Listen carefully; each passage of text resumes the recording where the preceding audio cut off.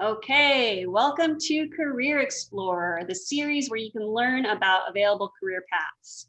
My hope is that in these videos, you'll get some information from a career panel, from a mentorship chat, from an informational interview, all rolled into one, and all in the comfort of YouTube so that if you want to, you can watch this video in your pajamas. My name is Tori Wauber, and I'm a career and leadership coach. If you want to learn more about me, you can check out the links below. And you could subscribe to this series if you want to learn more about available careers. What you'll see in these videos are a series of videos on specific topics. You can either jump to the ones that interest you most, or you can hit the playlist and just have it autoplay and watch all the videos at once. Today, we're going to be talking with Karen Stephen, who's a virtual CFO for businesses that focus on social impact. Welcome, Karen. Thanks, Tori. Thanks for having me here today. Yeah, super excited to dig into your career journey and what you do. And so where we'll start is just a little bit about how you became a virtual CFO. How's that sound? Yeah, that sounds great. It's actually a question I get asked a lot. I come from a finance background, so I worked in corporations in the UK for many years, working as a commercial finance business partner, head of finance there. And I wanted to take my career remote. And so therefore I launched into a journey of finding my own clients and branding myself as a virtual CFO after a couple of years of exploration in the remote work area.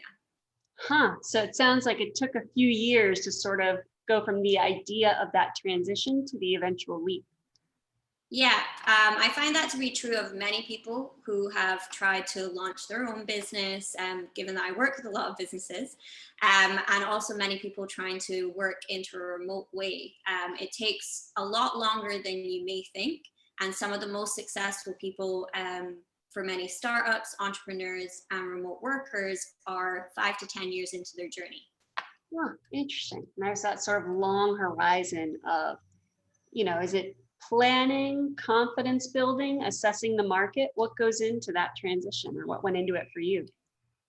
For me, there was planning and runway. I saved up money to allow myself the time for the exploration. I think for others that can look different. For me, I gave myself that opportunity to really explore what I wanted to do differently on my own in my own business after I'd left the London corporate world. So I gave myself the savings to do that. And then, a lot of discovery, a lot of learning, a lot of self-development work, and launching into the business itself to find clients was completely out of my comfort zone, in a completely different angle from what I would have been exposed to just working in a permanent position in the corporate world. Oh, fascinating. Well, and I'm hearing the contemplation, the confidence, and then courage, right? I'm just like, okay, I'm gonna make this leap. Yeah, a lot of courage, a lot of risk. I never thought that it was like that at the time, but others saw it that way.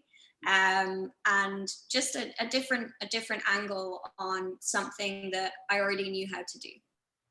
Yeah, and you're leveraging your expertise now in a different niche. Exactly. And so I'm curious, if you could go back to you when you were 10 years old, would you have pictured yourself doing what you do now? I can never remember what I wanted to be when I was 10 years old.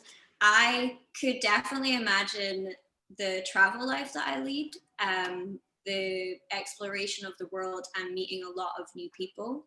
But I don't necessarily think that I would have plugged myself into a finance role when I was 10. I probably was doing something more glamorous like radio presenting or something along those lines. So the glamour of the international lifestyle and all of that was all right, I'm a really good number cruncher, almost came later, right? That might have actually pulled in. Yeah, I was very sensible when I was a teenager, and I knew I was good at I knew I was good at numbers, and therefore I was like, this is a good career, let's go down this avenue and see where it leads. So very sensible 15, 16-year-old choosing topics to my exams and my career. Nice. Well, and so in the next video, we'll dive into actually what you do all day, so we can hear a little bit more about what that translates to. And so We'll pause here on your journey and dive in the next video. Awesome. Thanks.